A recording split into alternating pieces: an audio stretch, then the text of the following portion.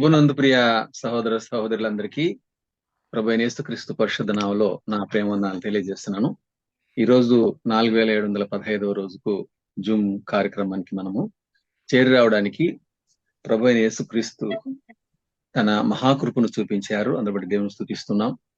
ఇది నిర్విరామంగా జరుగుటకు ఆయన పరిశుద్ధాత్మని సహాయాన్ని మనకు అనుగ్రహించారు. అందుబట్టి దేవుని స్తుతిస్తున్నాం. ఈ రోజు కార్యక్రమాన్ని మనము ప్రారంభించుకుందాం. ప్రారంభ ప్రార్థన బ్రదర్ మరీదాస్ గారు. సర్వాధికారి మా ప్రియ పరలోకమందున మా తండ్రి, మహిమోన్నతుడా, పూజనీయుడా, స్తోత్రార్హుడా, మీ పరిశుద్ధమైన నామమును బట్టి మా హృదయపూర్వకమైన వందనాలు స్తోత్రాలు చెల్లిస్తా ఉన్నాం తండ్రి. ఇదిగో నాయన, నిన్న నేడు నిరంతరము ఏకరీతికున్న దేవుడు నాయన, మారని దేవుడు, మార్పు లేని దేవుడు తండ్రి. అయ్యా, మీకున్న సార్వభౌమత్వాన్ని బట్టి, మీకున్న అసమానమైన ఉన్నతమైన నామాన్ని బట్టి ప్రభు స్తోత్రం చెల్లిస్తున్నాం. ఈ పరిచర్యలో నాయన పారిభాగస్తులైన మీ బిడ్డలందరిని బట్టి మీకు వందనాలు చెల్లిస్తా ఉన్నాం. ఈ ఉదయకాల సమయంలో ప్రభా వాక్యం చెప్పడానికి మీ దాసులు తండ్రి మరి జోయల్ అబ్రహాం గారిని మీరు ఏర్పాటు చేశారు. అందరికీ వందనాలు. కీర్తన పాడువారేమి నడిపిస్తున్న మీ దాసులు తండ్రి రేమోహన్ అన్న బట్టి కూడా స్తోత్రాలు.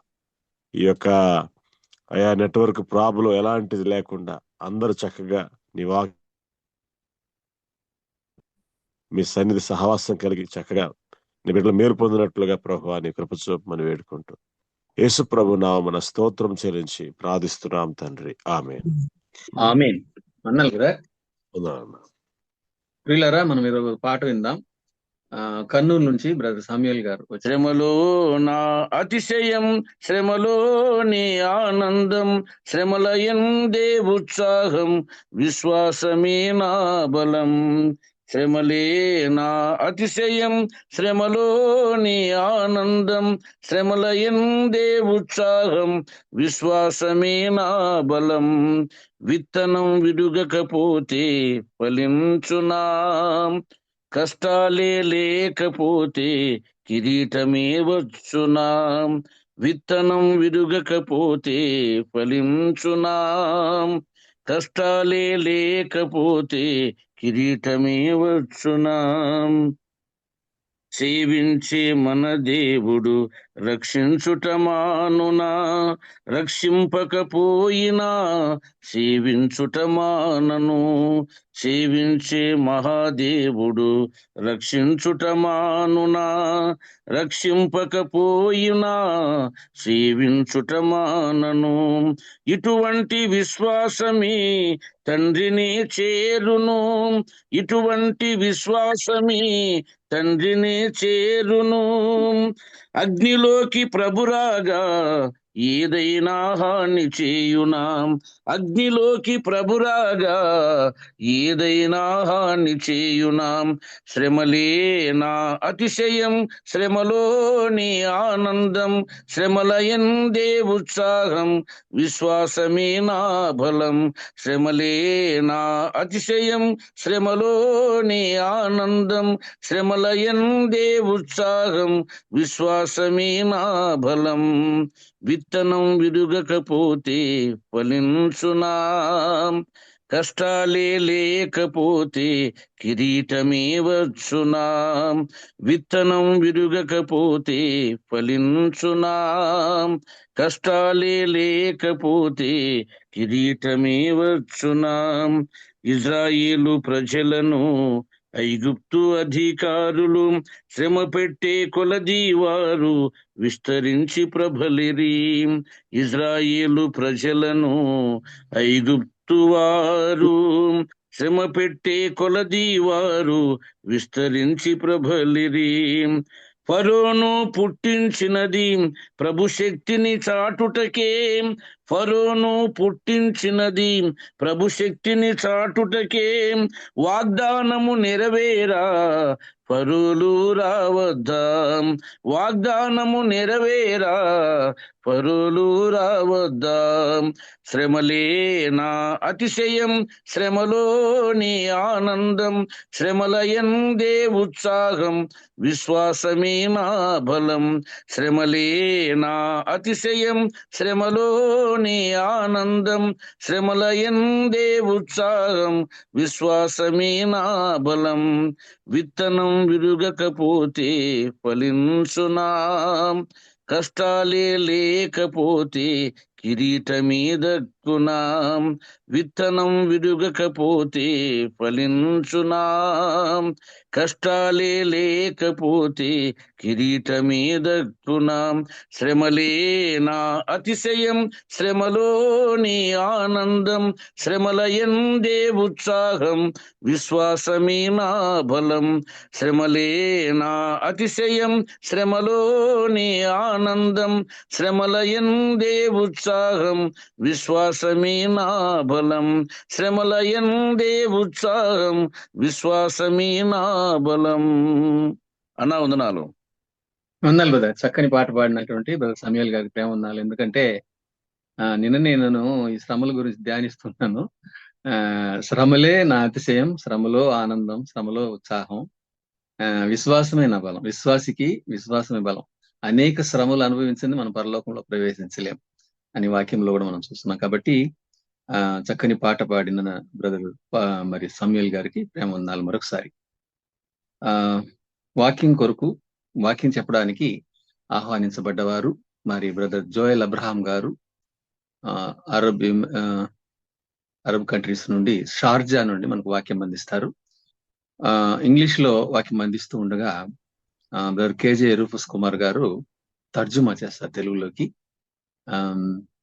మనం చాలా కాలంగా ఒకే అంశం, చాలా చక్కని అంశము, దేవుని మహిమ గురించి మనం ధ్యానం చేస్తున్నాం. దైవజనులు చక్కగా సిద్ధపడి వారికి అక్కడ 2:30 అనుకుంటాను ఆ టైంలో లేచి మన కొరకు ప్రయాసపడి దేవుని కార్యములో వినియోగించబడుతున్నారు. వారి కొరకు, వారి కుటుంబం కొరకు మనం ప్రార్థన చేద్దాం. వారిద్దరికి సమయాన్ని అప్పగించే ముందు వాక్యం కొరకు ప్రార్థన చేయవలసిందిగా బ్రదర్ పాల్ శ్రీరామ్ లంకుల్ని కోరుచున్నాను.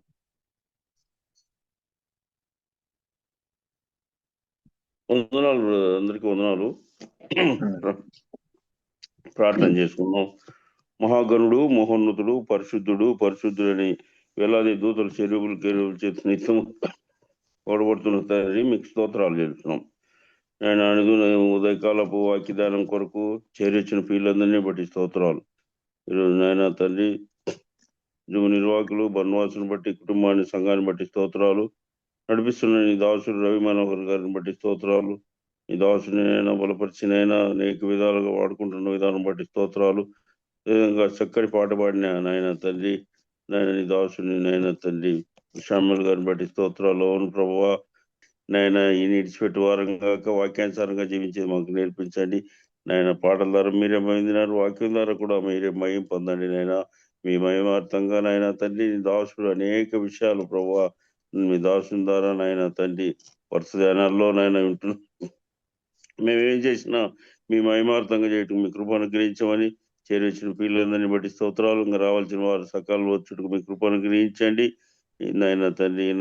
ఈ విధంగా ప్రభావ నెట్ ద్వారా, కరెంటు ద్వారా ఏ తొందర లేకుండా ధారాళంగా మీ మాటలకి వింటుకు మీ కృప చూపమని, చేరొచ్చిన పిల్లలందరినీ బట్టి స్తోత్రాలు చెల్లిస్తూ, మా రక్షకుడు, మా విమోచకుడు, సజీవుడైన యేసయ్య అది శ్రేష్టమైన నామమున ప్రార్థించి వేడుకుంటున్నాం తండ్రి. ఆమేన్. ఆమేన్. వందనాలు. ప్రియులారా, మనం దేవుని వాక్యాన్ని విందాం. బ్రదర్ జోయల్ అబ్రహాం గారు షార్జా నుండి మనకు వాక్యం అందిస్తారు ఇంగ్లీష్ లో. బ్రదర్ కేజే రూఫస్ కుమార్ గారు మనకు తర్జుమా చేస్తారు తెలుగులోనికి. వారి ఇరువురిని ప్రేమపూర్వకంగా ఆహ్వానిస్తున్నాం. Brother, welcome brother, both of you. Good morning and vandanam to everybody, and praise God for this wonderful day. మీకు అందరికీ చేరువచ్చిన ప్రతి ఒక్కరికి ఉదయకాలపు శుభాలు, అలాగే అభినందనలు తెలియజేస్తున్నాను. ఉదయకాల సమయాన్ని మీరు చేరువచ్చినందుకు Thank you for all your prayers, and that is the reason we are being able to be covered by the presence of God all the time, even when we prepare for the message. ఈ యొక్క ప్రసంగాలు తయారు చేస్తున్నప్పుడు కూడా మీ అందరి యొక్క ప్రార్థనల వల్ల ఇవన్నీ కూడా జరుగుతున్నాయి. దాని ద్వారా దేవునికి యొక్క సన్నిధిని, దేవుని యొక్క ఆయన యొక్క ప్రసన్నతను మనం చూడగలుగుతున్నాం. Every morning we could be able to hear God's holy word is one of the blessed things of life. మన జీవితంలో చాలా ఆశీర్వాదకరమైన విషయం ఏంటంటే ప్రాతకాల సమయాన్ని సూర్యుడు ఉదయించక మునిపే దేవుని యొక్క వాక్యాన్ని మనం వినటం. Especially when we are busy with many other work and commitments, and it's very hard for us to steal the time of the world to sit in the presence of God. చాలా సార్లు మన యొక్క జీవితాల్లో చాలా పనుల భారం వల్ల మనం ఉన్నప్పటికీ కూడా ఆ యొక్క పనులన్నిటిని పక్కన పెట్టి దేవుని యొక్క సన్నిధానంలో చేరవటం అనేది కొంచెం కష్టతరమే. But still, we could be able to sit to hear God's holy word is one of the greatest profession of the believer of Christ. కానీ ఇవన్నీ ఉన్నప్పటికీ కూడా అవన్నీ పక్కన పెట్టి దేవుని యొక్క సన్నిధానంలో ఈ విధంగా గడిపి ఆయన యొక్క వాక్యం వినటం అనేది విశ్వాసులందరిగా మనకు దేవుడిచ్చినటువంటి ఒక ఆధిక్యత. Thank you for the brethren who could be able to sing song and pray. And it was a new song for me. Very nice song it was. Very meaningful it was also. చక్కటి కీర్తన పాడినటువంటి సోదరునికి వందనాలు తెలియజేస్తున్నాను. ఇది నాకు చాలా క్రొత్త పాట, కానీ చాలా చక్కగా నాకు అనిపించింది ఈ యొక్క పాటలు వింటున్నప్పుడు. Sufferings, pain, sorrow, we have to cross through. But definitely there is joy, because the word says we'll enter into the joy of joys. ఎందుకంటే మన యొక్క జీవితాల్లో కష్టాలు, నష్టాలు, ఇబ్బందులు, ఇరుకులు ఇవన్నీ కూడా వస్తున్నప్పటికీ మనకు ముందుండబోయేటువంటి ఆనందము అది చూచినప్పుడు మన ముందుండబోయే ఆనందము అది పరమానందంగా ఉండబోతుంది. We are continuing a study on the glory of God, a series of studies. మనము ధారావాహికగా దేవుని యొక్క మహిమను గురించినటువంటి ప్రాథమికమైనటువంటి ప్రధానమైన అంశాన్ని గురించి మనం ధ్యానిస్తూ వస్తున్నాం. Today we are going to deal with another important area. It's a new study which will go on for a long time as the Lord leads us and guides us and reveals us. We could be able to bring out this illuminating thought of the truths of God's word through the Holy Spirit. దేవుడు నాకు ఇచ్చినటువంటి అనుగ్రహాన్ని బట్టి, దేవుడు ఇచ్చినటువంటి ప్రత్యక్షతను బట్టి ఈ యొక్క ఉదయకాల సమయంలో ఒక నూతనమైనటువంటి అంశాన్ని గురించి ధ్యానించాలని ఆశపడుతున్నాను. తద్వారా దేవుడు మనకి జీవితాల్లో తన వెలుగును నింపాలని నేను ఆశిస్తున్నాను. First reference we're going to take is Zechariah chapter 14 verse 4. మొట్టమొదటి వచనంగా జెకర్యా గ్రంథం 14వ అధ్యాయం 4వ వచనం. ఆ దినమున యెరూషలేము ఎదుట తూర్పు తట్టుననున్న ఒలీవ కొండ మీద ఆయన పాదములుంచగా ఒలీవ కొండ తూర్పు తట్టునకును పడమటి తట్టునకును నడిమెక్కి విడిపోయి సగము కొండ ఉత్తరపు తట్టునకును సగము కొండ దక్షిణపు తట్టుకును జరుగును గనుక విశాలమైన లోయ ఒకటి ఏర్పడును. So our study is going to be about Olivet Discourse. ఈ యొక్క ఉదయకాల సమయంలో మన యొక్క ధ్యానము ఒలీవ కొండలపై ఒలీవ కొండ గురించినటువంటి ప్రసంగం ఉపన్యాసం. Notice carefully, Olivet Discourse was one of the 4 discourses of the message, the 4 great messages found in Matthew's Gospel. ఈ యొక్క ఒలీవ కొండల గురించినటువంటి ఆ యొక్క ఉపన్యాసాన్ని గురించి 4 చోట్ల ప్రత్యేకించబడి మత్తయి సువార్త 24వ అధ్యాయంలో ప్రస్తావించబడింది. Lord Jesus speaks of 4 important messages. ఇక్కడ యేసు ప్రభువారు 4 ప్రధానమైనటువంటి అంశాలను గురించి ప్రస్తావించారు. Sermon on the Mount, Matthew's Gospel 5-7. మత్తయి సువార్త 5వ అధ్యాయం నుంచి 8వ అధ్యాయం వరకు మనం కొండ మీద ఆయన చేసిన ప్రసంగాన్ని మనం చూస్తాం. The parables of kingdom. దేవుని రాజ్యమును గురించినటువంటి ఉపమానాలు. That is Matthew's Gospel verse chapter 13. ఇది మత్తయి సువార్త 13వ అధ్యాయంలో మనం గమనిస్తాం. Then comes the end times, that is Olivet Discourse. తర్వాత అంత్యకాలాన్ని గురించి అదే మనం ఇప్పుడు చదివినటువంటి ఒలివ కొండపైన ఆయన చేసినటువంటి ప్రసంగాన్ని మనం చూస్తాం. Matthew's Gospel 23 and 24. మత్తయి సువార్త 23, 24వ అధ్యాయాలు. Then comes the upper room discourse of John's Gospel also, chapter 13. తర్వాత యోహాను సువార్త 13వ అధ్యాయంలో కూడా మేడగది పైన ఉన్న ఆయన చేసినటువంటి ప్రసంగాన్ని ఉపన్యాసాన్ని కూడా మనం చూడగలం. So we are going to concentrate mainly on the end times prophecies. ఈ దినాన మనము అంత్యకాలపు గురించినటువంటి ప్రవచనాల గురించి మనం ధ్యానించబోతున్నాం. Our focus is going to be a little bit with in-depth of our studies. మనము చదివేటువంటి యొక్క ధ్యానాల్లో కొంచెం లోతుగా మనం ఈ ఉదయకాల సమయంలో ధ్యానించబోతున్నాం. Let's get the preview of where, when, how these are things which are going to happen. ఈ యొక్క అంత్యకాలం అనేది ఎప్పుడు జరుగుతుంది, ఎలా జరుగుతుంది అనేటువంటి ఆ యొక్క సంక్షిప్తమైనటువంటి విషయాన్ని ఒకసారి మనం గమనిద్దాం. It is marvelous that the terminal end of prophecy, which is the coming of Christ, they are all secret elements. యేసు ప్రభు యొక్క రాకడ, ఆయన యొక్క రాకడ గురించినటువంటి వర్తమానాలన్నీ కూడా లేదా ప్రవచనాలన్నీ కూడా అది చాలా మర్మగర్భంగా ఉన్నాయి. The secret element is fulfillment of God's prophecy. ఎందుకు ఈ మర్మగర్భంగా ఉంచారంటే అది దేవుని యొక్క ప్రవచనము నెరవేరాలి కనుక. Let us start with the prophecy of his incarnation. ఆయన యొక్క మానవ శరీరగా ఆయన ఈ లోకానికి వచ్చినటువంటి ఆ యొక్క విషయాన్ని మనం గమనించినప్పుడు, It is interesting to note that when Jesus was born as a child, in the human form, it was a secret. యేసు ప్రభు వారు తాను జన్మించినప్పుడు బాల్యంలో ఉన్నప్పుడు అది చాలా రహస్యంగా ఉంచినటువంటి విషయంగా మనం చూస్తాం. The prophets had spoken of the fact of his advent very clearly, and when the infant king arrived. బాలుడైనటువంటి యేసు అనేటువంటి రాజు ఈ లోకానికి వస్తాడని ప్రవక్తలు ముందుగానే ప్రవచించారు, కానీ దాన్ని రహస్యంగానే ఉంచారు. But except a remnant that is representative of Simeon and Anna, all did not acknowledge. కానీ మనం చూసినప్పుడు సిమియోను తర్వాత అన్నా ప్రవక్త వీరిద్దరు కూడా వాటిని అంతగా గ్రహించినట్టుగా మనకు బైబిల్ గ్రంథంలో కనపడదు. Just like how they acknowledged him as Messiah, others did not do that. వారిద్దరు ఏ విధంగా అయితే ఆయన మెస్సయ్యగా గుర్తించారో మిగతా వారు ఆయన మెస్సయ్యగా గుర్తించలేకపోయారు. But what do we see in the end of his public ministry? తర్వాత ఆయన యొక్క బహిరంగ సువార్త, ఆయన యొక్క బహిరంగ పరిచర్యను మనం చూసినప్పుడు, there was an incident of the public acknowledgement of him as king, which is found in Matthew's Gospel, 21st chapter. మత్తయి సువార్త 21వ అధ్యాయంలో యేసు ప్రభు వారు తాను రాజుగా కనపడుతున్నటువంటి ఆ యొక్క దృశ్యాల్ని మనం చూస్తాం. That can never be denied. దాన్ని మనం ఏమంత మాత్రం కూడా త్రోసివేయలేము. Chapter 21, let's take that verse 4 and 5.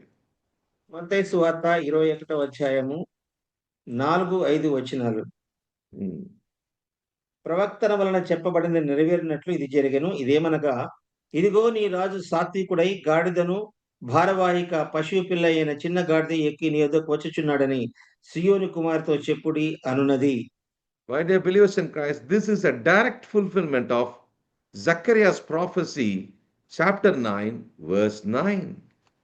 క్రీస్తునందు నా ప్రియ విశ్వాసులారా, జకర్యా గ్రంథము 9వ అధ్యాయం 13వ వచనం రాసినటువంటి విధంగా ఇది స్పష్టంగా నెరవేర్చబడినటువంటి ప్రవచనం. Let's read that verse also. ఆ యొక్క వచనాన్ని కూడా మనం చదువుకుందాం. జకర్యా గ్రంథం 9:9. 9వ అధ్యాయం 9వ వచనం. సియోను నివాసులారా బహుగా సంతోషించుడి, యెరూషలేము నివాసులారా ఉల్లాసముగా ఉండుడి. నీ రాజు నీతిపరుడును రక్షణ గలవాడును దీనుడునై గాడిదను గాడిద పిల్లను ఎక్కి నీ యొద్దకు వచ్చుచున్నాడు. Notice very carefully, this is a prophecy which has come true. ఇది గమనించండి, ఈ యొక్క ప్రవచనము నెరవేరబడింది.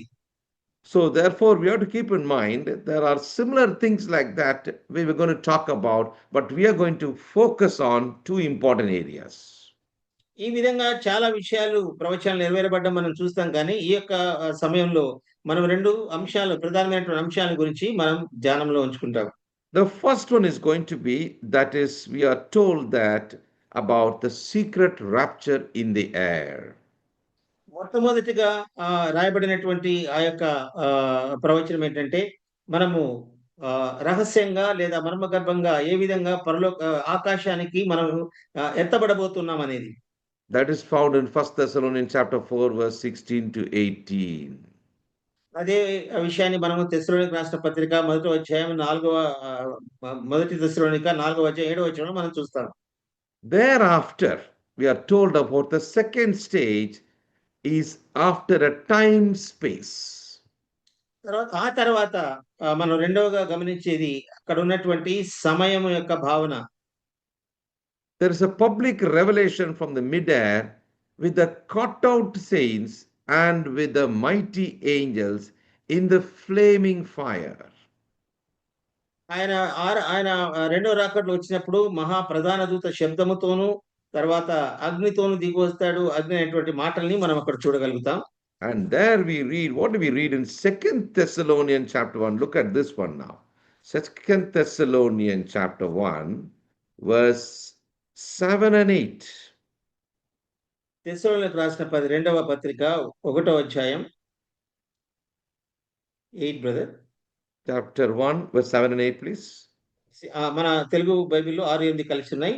ప్రభువైన యేసు తన ప్రభావమును కనపరచు దూతలతో కూడా పరలోకములో నుండి అగ్ని జ్వాలలలో ప్రత్యక్షమై దేవుని నెరగని వారికిని మన ప్రభువైన యేసు సువార్తకు లోబడని వారికిని ప్రతిదండన చేయుచున్నప్పుడు మిమ్మల్ని శ్రమపరచు వారికి శ్రమయు శ్రమ పొందుచున్న మీకు మాతో కూడా విశ్రాంతియు అనుగ్రహించుట దేవునికి న్యాయమే. Oh, so he comes there in flaming fire to take vengeance on them that know not God and that obey not the gospel of our Lord Jesus Christ. యేసు ప్రభు యొక్క వారి యొక్క సువార్తను ఎవరైతే వినలేదో మిమ్మల్ని ఎవరైతే శ్రమ పెట్టారో వారందరి నిమిత్తమై యేసు ప్రభు వారు అగ్ని ద్వారా ప్రత్యక్షమై వారికి ప్రతిదండన చేయడానికి వస్తున్నాడు అనేటువంటి మాటల్ని మనం ఇక్కడ చూస్తున్నాం.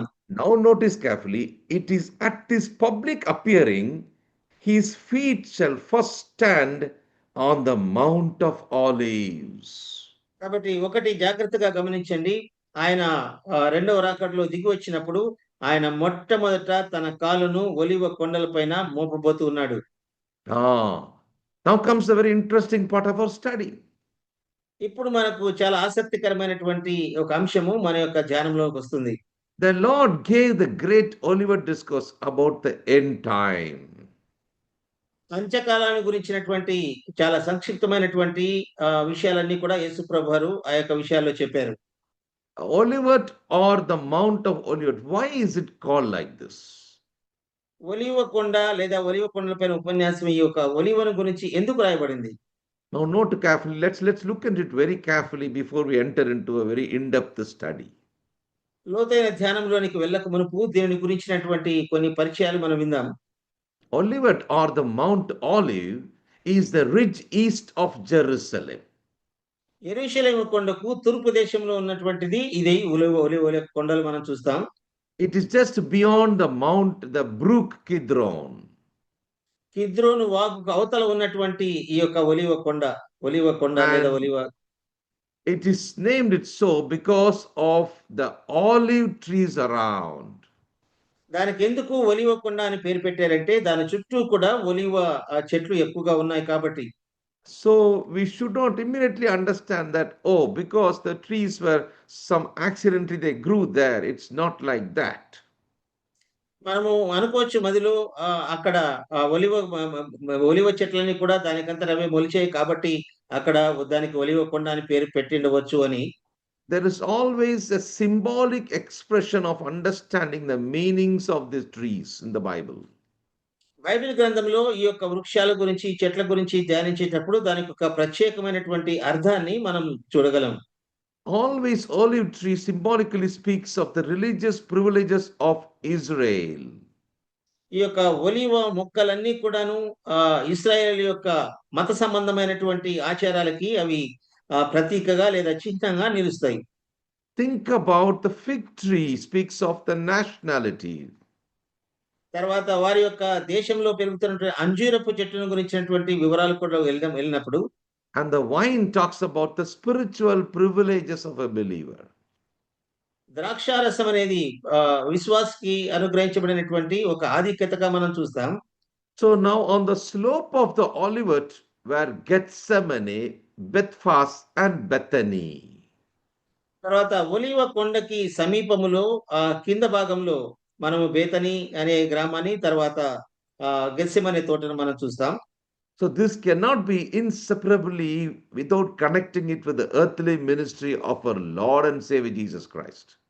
మన ప్రభువును రక్షకుడైనటువంటి యేసు ప్రభు వారు తన యొక్క బహిరంగ పరిచర్యలో భాగంగా ఇవన్నీ కూడా అక్కడ రాయబడ్డాయి. That was the end of his earthly ministry, my dear. ప్రియులారా, ఇది ఆయన ఒలివ కొండ దగ్గర ఆయన చేసినటువంటి చివరి ప్రసంగం, ఆయన ఆగమనాన్ని గురించి. And ascension was also a predicted event in the Old Testament. Let us keep in mind also. కాబట్టి ఇంకో విషయాన్ని కూడా మనం మదిలో ఉంచుకోవాలి. ఏంటంటే ఆయన ఆరోహణం అయ్యేటువంటి ఒలివ కొండపై నుంచి ఆరోహణమైనటువంటి విషయం కూడా అది పాత నిబంధన గ్రంథంలో ప్రవచనాత్మకంగా వ్రాయబడి ఉంది.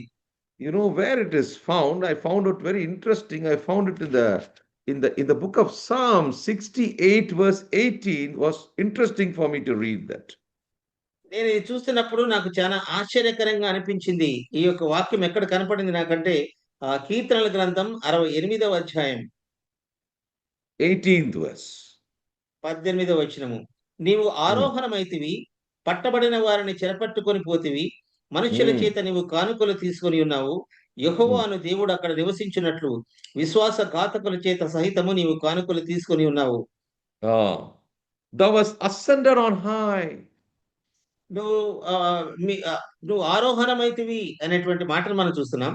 Thou hast led captivity captive.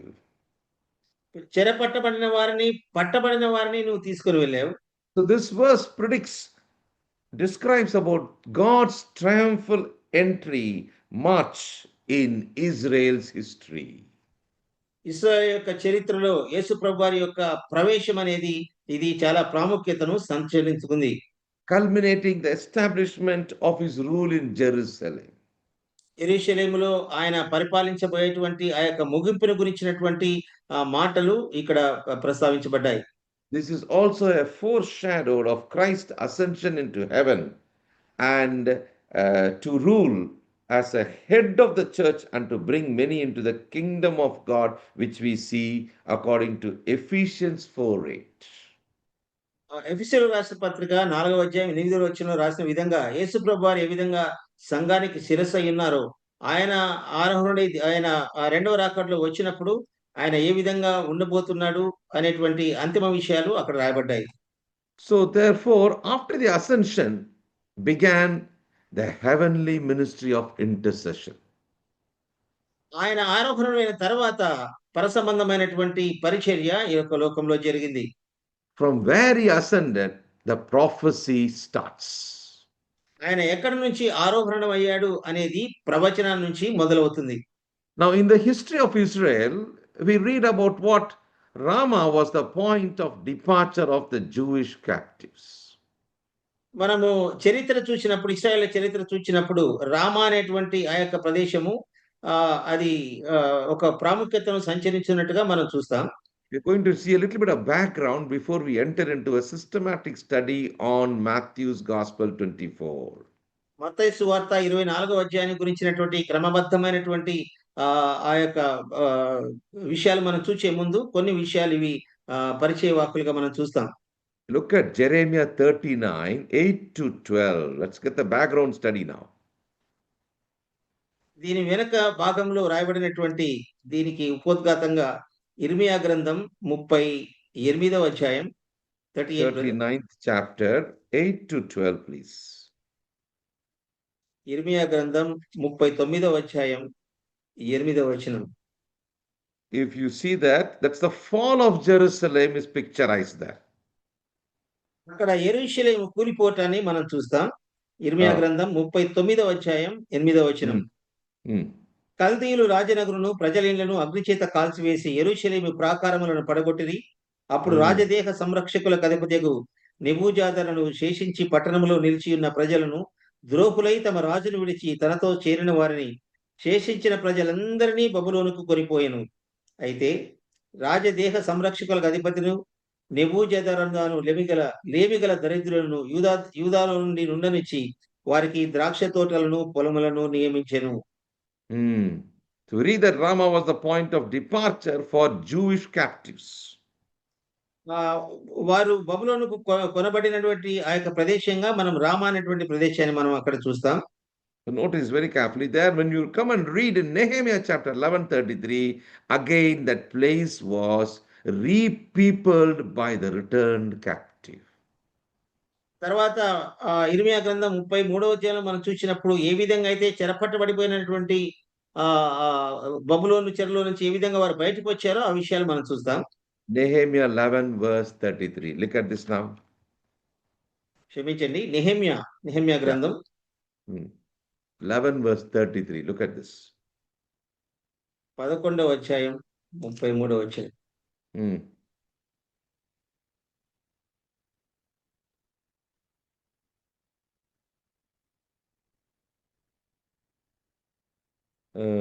I think I Nehemiah missed that. Chapter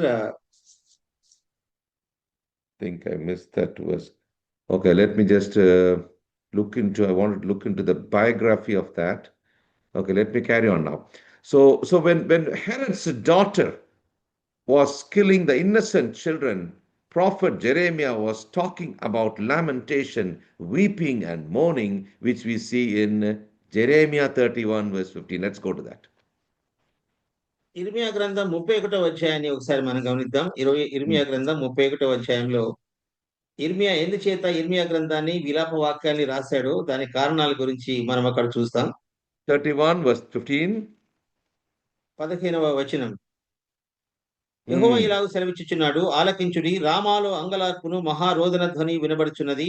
రాహేలు తన పిల్లలను గూర్చి ఏడ్చుచున్నది, ఆమె పిల్లలు లేకపోయినందున ఆమె వారిని గూర్చి ఓదార్పు పొందనొల్లకుందని. So Herod's slaughter of the innocent children took place, and prophet Jeremiah's word about lamentation, weeping, mourning was fulfilled in Ramah. ఎప్పుడైతే హేరోదు యొక్క కుమార్తెల యొక్క పిల్లలు చనిపోయారో అక్కడ ఆమె ఏడ్చినటువంటి ఆ యొక్క విధానాన్ని ఇక్కడ ఇర్మియా లిఖించినట్టుగా మనం చూస్తున్నాం. Now this is reflected in the book of Matthew's Gospel, chapter 2 verse 18. Look at this now. ఇదే విషయాన్ని మనము మత్తయి సువార్త 2వ అధ్యాయం 18వ వచనం మనం చూస్తాం.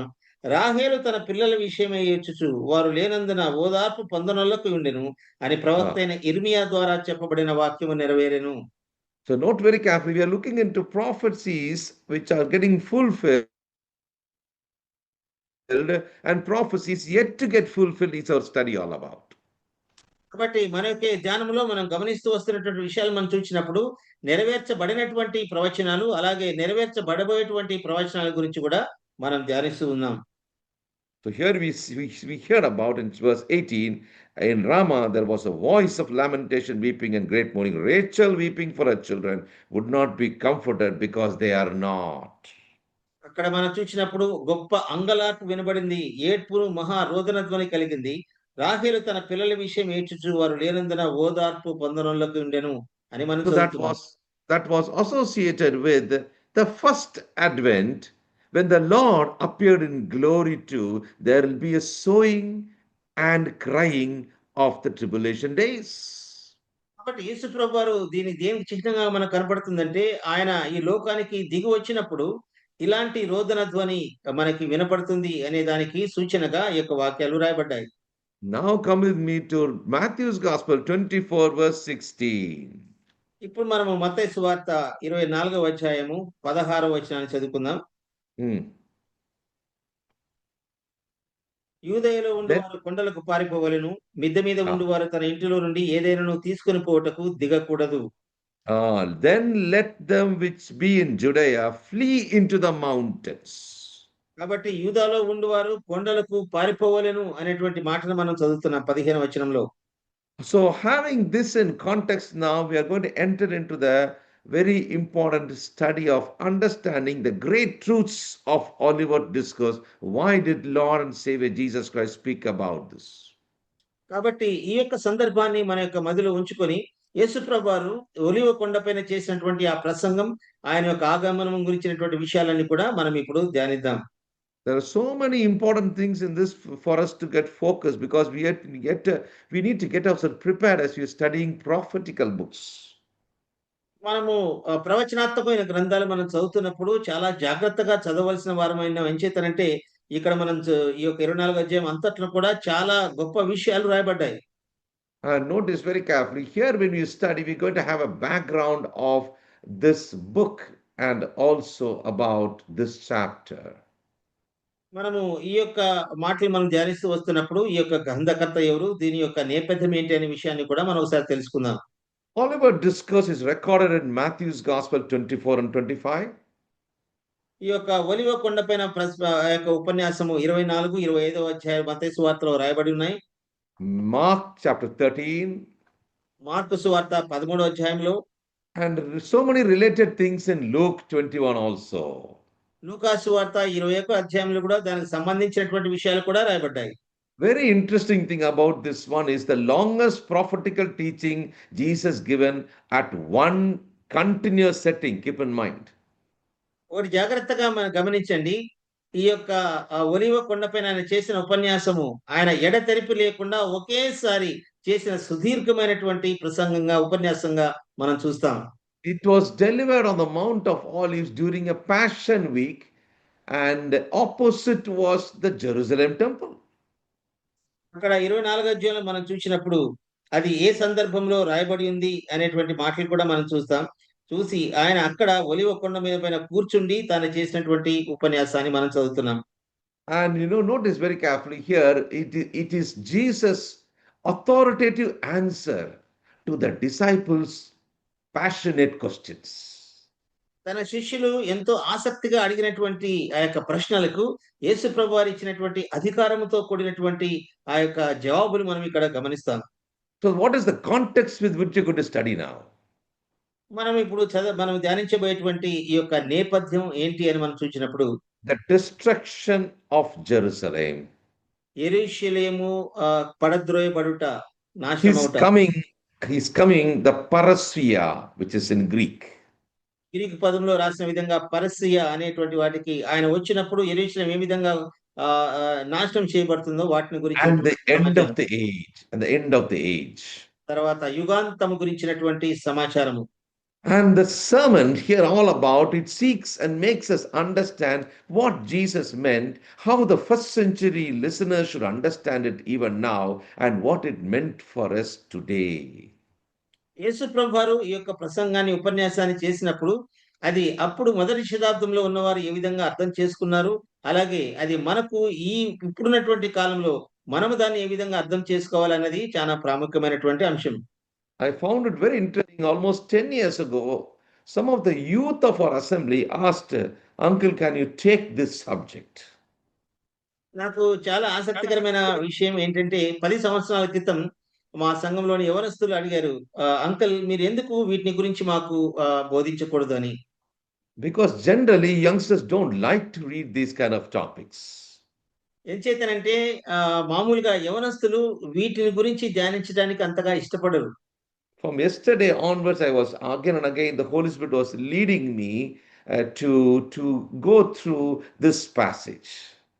నిన్నటి దినముల నుంచి కూడా నాకు పరిశుద్ధాత్మ దేవుడు పదే పదే జ్ఞాపకం చేస్తున్న కారణం చేత నేను ఈ యొక్క అధ్యాయాన్ని అంతటిని కూడా ఒకసారి మరలా ధ్యానించాను.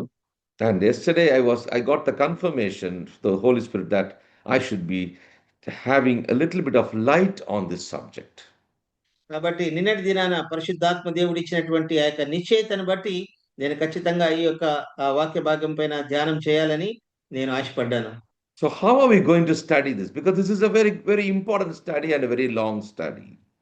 ఇది చాలా ఆసక్తికరమైంది, చాలా ప్రాముఖ్యమైంది, తర్వాత చాలా సుదీర్ఘమైంది కూడా. Now let me tell you that I'm going to take this word called Olivet and I'm going to build it so it's easy for me as I was teaching the youngsters, and today I would also like to share with you as passionate believers of Christ to listen to God's holy word. ఎంతో ఆసక్తిగా చేరి వచ్చినటువంటి విశ్వాసుల నిమిత్తమై నేను అలనాడు యవనస్తులకు ఏ విధంగా అయితే బోధించానో అదే విషయాల్ని ఆలివెట్ అనేటువంటి ఆ యొక్క పదాన్ని తీసుకొని మీకు చక్కగా మీకు అర్థమయ్యే విధంగా వివరించాలని నేను ఆశపడుతున్నాను. That Olivet O refers to opens the mystery of the time and event. ఆలివెట్ అనే పదంలో ఉన్నటువంటి ఓ అనేది ఏ విధంగా రహస్యంగా ఉంచబడినటువంటి విషయాల్ని ప్రభు వెల్లడించాడు దానికి సూచనగా కనపడుతుంది. Because this opens the 3 important questions asked by the disciples. ఏం చేతనంటే శిష్యులు ఎంతో ఆశగా అడిగినటువంటి ఆ యొక్క ప్రశ్నలకు దేవుడు ఇచ్చినటువంటి 3 సమాధానాలు. We're going to discuss that. దాని గురించి మనము తర్వాత మాట్లాడుకుంటాం. After that, we'll go to the word, that alphabet L, learning to navigate into the future, to elevate the kingdom, the gospel of the kingdom. తర్వాత రెండో పదమైనటువంటి ఎల్ మనం చూసినప్పుడు ఏ విధంగా దేవుని రాజ్య సువార్తను గురించినటువంటి ఆ యొక్క అవగాహన మనం కలిగి ఉండాలో వాటిని గురించి యేసుప్రభువు వారు ఏం బోధించారో వాటిని గురించినటువంటి సమాచారం. So, within the limited time, let us see that we could be able to concentrate at least these two. కాబట్టి మనకున్నప్పటి ఈ యొక్క కొద్దిపాటి సమయంలోనే కనీసం ఈ రెండు విషయాలైనా మనం చక్కగా లోతులుగా ధ్యానిద్దాం. So now the type of study is prophetical on one side, contextual on another side, and also we're going to look into certain terms which are repeated here in this particular book. ఈ యొక్క ప్రత్యేకమైనటువంటి పుస్తకంలో రాయబడినటువంటి విషయాలన్నీ కూడా ఒకవైపు సందర్భాన్ని గురించి మనం చూస్తూనే అదే విధంగా యేసు ప్రభువారు దాని యొక్క ప్రాముఖ్యతను గురించి ఈ విషయాలన్నీ కూడా మనం ధ్యానం చేస్తూ వద్దాం. Focusing now in the chapter 24 of Matthew's Gospel. మన యొక్క దృష్టి అంతా కూడా మత్తయి సువార్త 24వ అధ్యాయం పైన ఉంచి మనం ధ్యానించబోతున్నాం. Notice carefully where you see that Jesus went out and departed from the temple. His disciples came to him to show him the buildings of the temple. మన 24వ అధ్యాయం మొదటి వచనం చూసినప్పుడు యేసు దేవాలయం నుండి బయలుదేరి వెలుచుండగా ఆయన శిష్యులు ఆ దేవాలయపు కట్టడములు ఆయనకు చూపించుచు వచ్చిరి. So now comes discussion between Jesus and the disciples. ఇప్పుడు యేసు ప్రభు వారికి తన శిష్యులకు జరిగినటువంటి సంభాషణ అక్కడ మొదలవుతుంది. Notice carefully, always Jesus doesn't speak important things all related to the future and his commission. It is always the disciples, not just converts.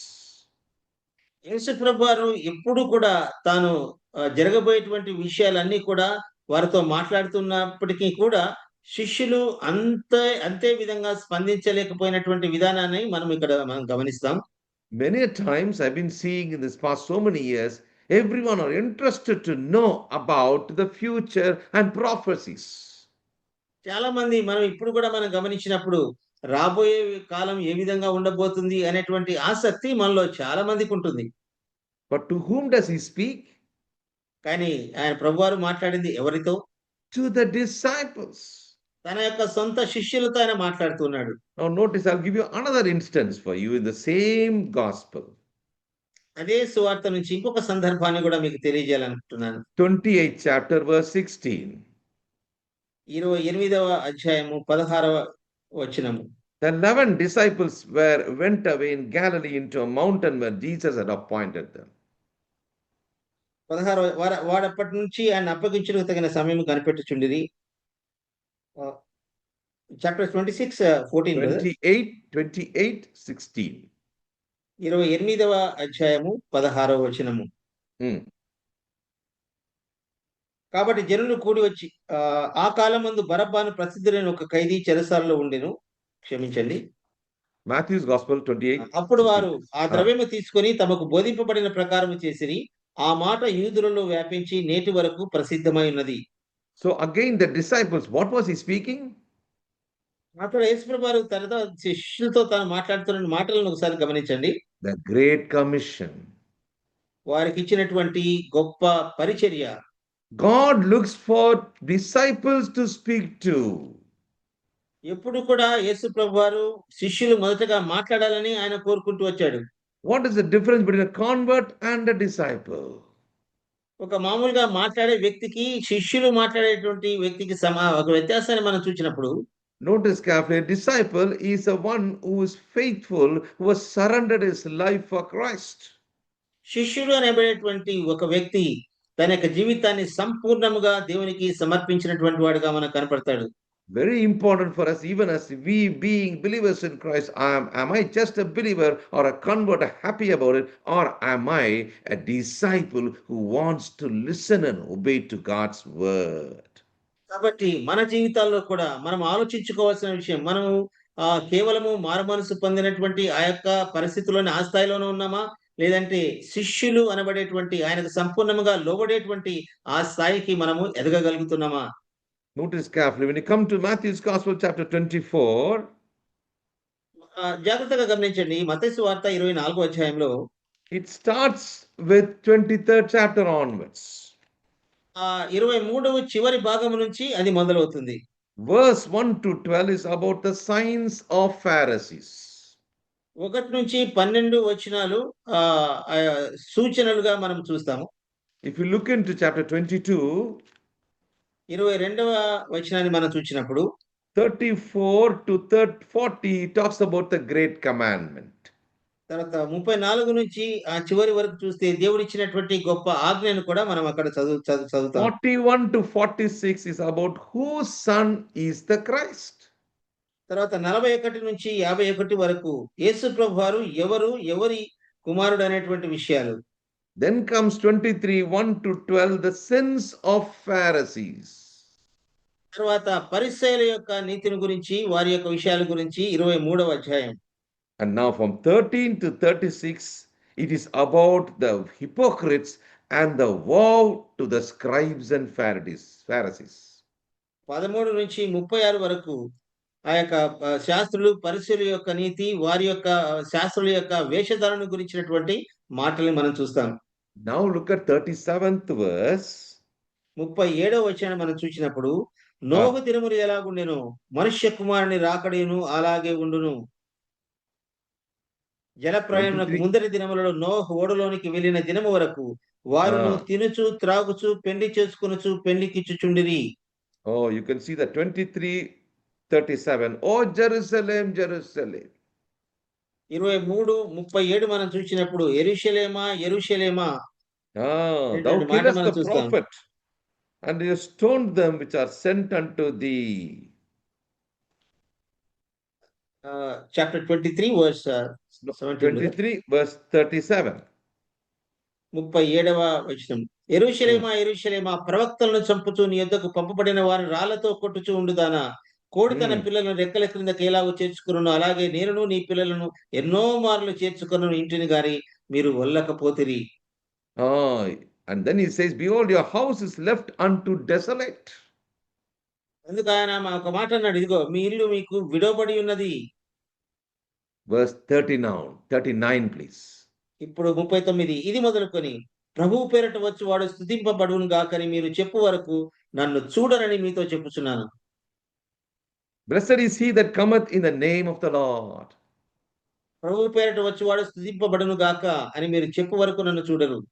After speaking about it comes 24th chapter. ఆ మాట యేసుప్రభు వారు చెప్పిన తర్వాత 24వ అధ్యాయము ప్రారంభమైంది. He shall not see me till he says there. You see that? నన్ను మీరు అప్పటి వరకు చూడరు అనేటువంటి మాట యేసుప్రభు వారు పలికారు. So the city of Jerusalem had repeatedly rejected Jesus' message. కాబట్టి యెరూషలేము యొక్క ప్రజలందరూ కూడా యేసుప్రభు వారిని ఆయన యొక్క బోధన పూర్తిగా తృణీకరించారు. Therefore in sorrow, verse 37, 38, they were in sorrow. Christ must withdraw and would not be seen by Israel again until, look at this word until they acknowledge their offense and call again, the Messiah will be coming as a deliverer. కాబట్టి అక్కడ వారు పొందినటువంటి ఆ వేదనని మనం చూస్తాం.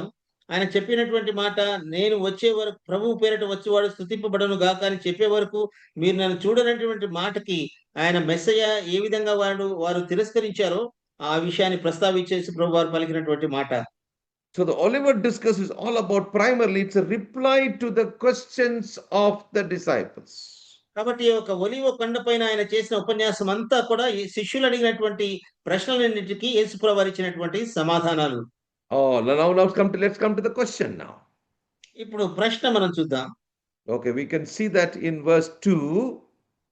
రెండవ వచనంలో మనం అది చూస్తాం. And coming, you can see the verse 3. ఆ మూడవ వచనంలో ఆయన ఒలీవల కొండ మీద కూర్చుండి ఉండినప్పుడు శిష్యులు ఆయన వద్దకు ఏకాంతముగా వచ్చి, ఇవి ఎప్పుడు జరుగును, నీ రాకడకు ఈ యుగ సమాప్తికి సూచనలేవి మాతో చెప్పుమనగా. When will these things happen? ఇవి ఎప్పుడు జరుగుతాయి అనేటువంటి ప్రశ్న. When would be the sign of your coming? నీ యొక్క రాకడకు సూచనలు ఏంటి? When will be the sign of the end of the age? Look at these three ఈ questions. యొక్క యుగ సమాప్తికి కూడా సూచనలు ఏంటి అనేటువంటి ప్రశ్నలు చూడండి. Now notice very interesting is the answer. కానీ ఆ యొక్క ఆసక్తికరమైనటువంటి సమాధానం ఏ విధంగా ఉందో ఒకసారి చూడండి. Someone is asking you a question, how will you answer to that question? ఒకరెవరు నన్ను అడుగుతూ వచ్చారు, మీరైతే ఏ విధంగా దానికి సమాధానం చెప్తారు అని. Notice very carefully, with the wisdom of God, the Son of God gives us astounding answer here. ఇక్కడ దేవుని యొక్క మహా జ్ఞానాన్ని బట్టి దేవుని కుమారుడైన యేసు ప్రభువారు చాలా అద్భుతకరమైనటువంటి సమాధానాన్ని ఇచ్చాడు. Take heed that no man deceive you. యేసు ప్రభువారు వారితో చెప్పినటువంటి మాట, ఎవ్వడును మిమ్మల్ని మోసపరచుకొనకుండా చూచుకొనుడి. Now notice, I'm going to stop here by describing only this part. నేను ఇక్కడ ఒక్కసారి ఆగి దీనిని గురించి కొంచెం లోతుగా నేను అధ్యయనం చేయాలని కోరుకుంటున్నాను. Take heed, be careful, no one should deceive you. కాబట్టి ఆయన ఇచ్చినటువంటి సమాధానంలో మీరు ఎప్పుడు యుగ సమాప్తి జరుగుతుందన్నప్పుడు యేసుప్రభువు వారు ఇచ్చినటువంటి సమాధానం, మిమ్మల్ని మేము ఎవరు కూడా మోసపరుచుకోనకుండా జాగ్రత్త పడండి. Today also this is a very important pivotal question. కాబట్టి ఇది కూడా చాలా ప్రాముఖ్యమైనటువంటి ప్రశ్న మనకి ఈ రోజుల్లో కూడా. Now how many times Jesus repeated this word deceive? ఈ యొక్క మాటని జాగ్రత్తగా మిమ్మల్ని మీరు మోసపరుచుకోనకుండా జాగ్రత్త పడని మాట ఎన్నిసార్లు ఆయన ఉపయోగించాడో ఒకసారి చూడండి. Verse 4, 4వ వచనంలో ఆ మాట అన్నాడు, మోసపరుచుకున్న చూసుకొనుడి. verse 9వ 5, వచనంలో, verse 11 also. 11వ వచనంలో కూడా మోసపరిచెదరు అనేటువంటి మాట. You can see in your Bible also, I think the same thing will be there. And again verse 24, 24వ వచనంలో 44వ వచనంలో, again when he's talking about the great tribulation, again he mentions that. మహాశ్రమల కాలాన్ని గురించి మాట్లాడుతున్నప్పుడు కూడా జాగ్రత్తగా ఉండమని చెప్పి, మోసపరచకుండా జాగ్రత్తగా ఉండనే మాట. So at least we could be able to figure out 3-4 times he uses the word deceive. In 24 what he says, they shall deceive the very elect. కాబట్టి మోసపరచుకోవద్దు లేదా మిమ్మల్ని మీరు మోసపరచుకోవద్దు, మోసం అనేటువంటి మాట చాలా సార్లు ఆయన వాడినట్టుగా మనం చూస్తాం. ప్రత్యేకించి 24వ వచనంలో వారు ఏర్పరచబడిన వారిని సహితము మోసపరుస్తారు అనేటువంటి మాట మనం గమనిస్తున్నాం. The Greek word for deceive here used is planonta. ప్లనోంటా అనేటువంటి గ్రీకు పదంలో నుంచి ఈ యొక్క మాట మోసం అనేటువంటి మాట మనం చూస్తాం. Meaning is the deceiver is in the planet wandering around without any aim or conviction. దానికి అర్థం ఏంటని మనం చూసినప్పుడు గ్రీకు పదంలో ఉన్నటువంటి తెలుగు అర్థం, ఈ యొక్క ఎవరైతే మనల్ని మోసపరచాలనుకున్నటువంటి ఈ యొక్క అపవాది మనకు తెలియకుండా తాను ఈ యొక్క లోకంలోనే తిరుగుతున్నాడు అనేటువంటి భావన అది తెలియజేస్తుంది. Oh, my dear believers, how important it is for us to understand what Jesus spoke in Matthew's Gospel 24 is even true today. కాబట్టి నా ప్రియ విశ్వాసాల జాగ్రత్తగా చూడండి, యేసు ప్రభు వారు ఏమైతే మాటలు మిమ్మల్ని మీరు మోసపరచుకోవడంగా జాగ్రత్త పడన్నది మనకు కూడా ఈ యొక్క కాలంలో కూడా మనకు అది ఎంత సమంజసమో ఒకసారి చూడండి. But I'm going to show you a contrary of this also in 2 Thessalonians chapter 2 verse 3. Look at this phrase now. దీనికి వైవిధ్యభరితమైనటువంటి ఇంకొక మాట నేను చదవాలని ఆశపడుతున్నాను. Chapter 2 verse 3. 2 Thessalonians. తెస్సలోనిక 2వ పత్రిక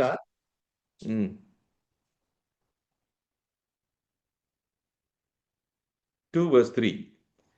Let no man deceive you by any means. Yeah. అప్పుడు ఆ ధర్మ విరోధి బయలుపరచబడును, ప్రభువైన యేసు తన నోటి ఊపిరి చేత వారిని సంహరించి తన ఆగమన ప్రకాశము చేత నాశనము చేయును. Can you repeat that word? Deceive is there? ధర్మ విరోధి. Is that one? Deceive you by any means. It is in the 4th verse. ఏ విధముగానైనను ఎవడునూ మిమ్మల్ని మోసపరచనీయకుడి. Now notice carefully, this is not plananta, this is apertura. Two different words. Greek 2 పదాలు ఉన్నాయి, ప్లనంటా, upper clan అనేటువంటి. అనగా ఇక్కడ ఏ విధము చేతనైనా కూడా సాతాను మిమ్మల్ని మోసగిస్తాడు, కాబట్టి మిమ్మల్ని మీరు మోసపరచనీయకుడి, మోసపరచకుండా జాగ్రత్త పడండి. That is the reason when we study prophetical books, we have to be very careful with the terms we use, because English is limited and even other languages limited with words. We have to go to the Greek to understand. Here it is plananta, there it is apertura. ఇక్కడనేమో అక్కడేమో ప్లనంట్ అనేటువంటి పదం Greek పదం వాడబడింది. ఇక్కడ అప్పర్తోర అనేటువంటి పదం వాడబడింది. అనగా మనం ప్రవచనాత్మకమైనటువంటి ఆ యొక్క విషయాలు మనం చదువుతున్నప్పుడు ఆ పదాలను చాలా జాగ్రత్తగా మనం గమనించవలసిన ఎంచేతనంటే ఇంగ్లీష్ పదంలో కొంచెం తక్కువగా రాయబడ్డాయి. తెలుగులో అయితే ఇంకా కొంచెము అర్థము తగ్గించి రాయబడినట్టుగా మనం చూస్తాం. కాబట్టి గ్రీకు చదవడం అనేది చాలా ప్రత్యేకంగా మనకి ఇక్కడ కనబడుతోంది. Here in chapter 24, the word deceptive is coming 4-5 times. It's all about religious deception. అక్కడ మనం 24వ అధ్యాయం మత్తయి సువార్తలో చూసినప్పుడు 4-5 సార్లు పలుకబడినటువంటి మోసపరచబడినటువంటి మాట అది మత సంబంధమైనటువంటి మాటలుగా మనకు కనబడుతున్నాయి. But there we see apertura. It is about apertura means crookedness, cunningness.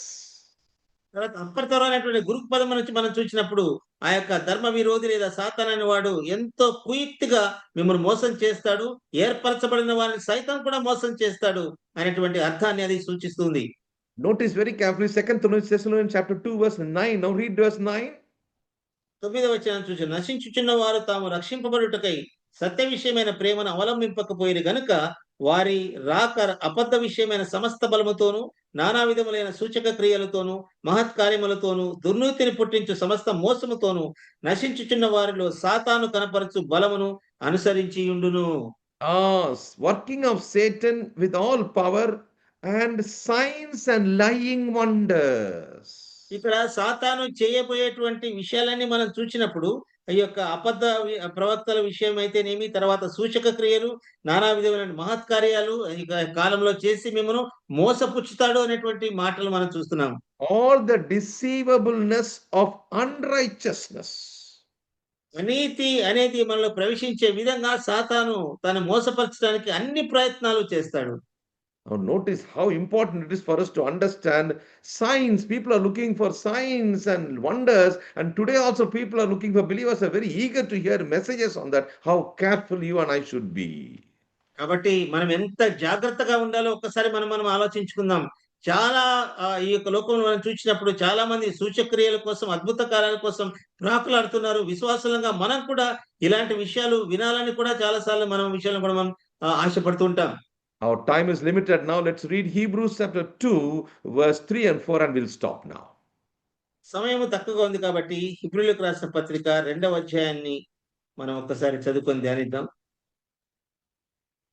How shall we escape if we neglect a great salvation, which at the first began, spoken by the Lord, which was confirmed unto us by them that heard him. Hebrews chapter 2 verse 2 and 3. Now God was bearing witness both with sign and wonders, diverse miracles, gift of the Holy Spirit according to his own will. Notice carefully there. ఇంత గొప్ప రక్షణను మనం నిర్లక్ష్యం చేసిన ఎలాగూ తప్పించుకుందాము. అట్టి రక్షణ ప్రభువు బోధించుట చేత ఆరంభమై దేవుడు తన చిత్తానుసారముగా సూచక్రియల చేతను, మహత్కార్యముల చేతను, నానా విధములైన అద్భుతముల చేతను, వివిధములైన పరిశుద్ధాత్మ వరములను అనుగ్రహించుట చేతను వారితో కూడా సాక్ష్యం ఇచ్చుచుండగా వినిన వారి చేత మనకు దృఢపరచబడెను. Notice carefully a few things before we close. Notice carefully how great if we neglect. He's talking to the Judaism, those who came out of Judaism, the new believers, they were again slipping back into the bad ways. ఇక్కడ జాగ్రత్తగా గమనించండి. ఇంత గొప్ప రక్షణను మీరు నిర్లక్ష్యం చేసిన ఎలాగో తప్పించుకుందాం అనేటువంటి మాట ఇది యూదయ వారికి సంబంధించినటువంటి మాట. యూదయలో నుంచి ప్రభులోనికి వచ్చిన తర్వాత తిరిగి వెళ్ళిపోవాలనుకునేటువంటి వారిని గురించి ప్రస్తావించబడినటువంటి మాటగా మనం చూస్తాం. Step number 1. మొట్టమొదటి మెట్టు began to be spoken by the Lord. యేసు ప్రభువారి చేత అది బోధించబడింది, అనుగ్రహించబడింది. Number 2. రెండవదిగా confirmed by us. Who are the us there? At the time is talking about the disciples. ఆ సమయంలోనైతే శిష్యుల గురించి రాయబడినటువంటి దృఢపరచబడినటువంటిది. And then verse 4 is telling God bearing them witness. తర్వాత మూడోదిగా మనం చూసినప్పుడు ప్రభువే దానికి సాక్ష్యం ఇచ్చుచున్నాడు అనేటువంటి మాట. These three are important for us to understand a doctrine. If there is not these three steps, that is not a doctrine. కాబట్టి ఈ 3 విషయాలు ఎంత ప్రాముఖ్యమైందంటే, ఈ 3 విషయాలు ఎక్కడైనా లేకపోతే అది మన సిద్ధాంతానికి పనికిరాదు. అది మనం సిద్ధాంతపరంగా లేదు అనే విషయాన్ని మనం గమనించవలసిన వారమైనాం. This is the rule number one of the study of hermeneutics, which is how to interpret the word of God. The rule number one is this only. కాబట్టి మొట్టమొదటి అంశము లేదా మొట్టమొదటి సూచన లేదా రూల్ ఏంటంటే, దేవుని యొక్క వాక్యాన్ని విభజించి చదవడంలో ఇది మొట్టమొదటి మెట్టుగా మనకి కనబడుతుంది.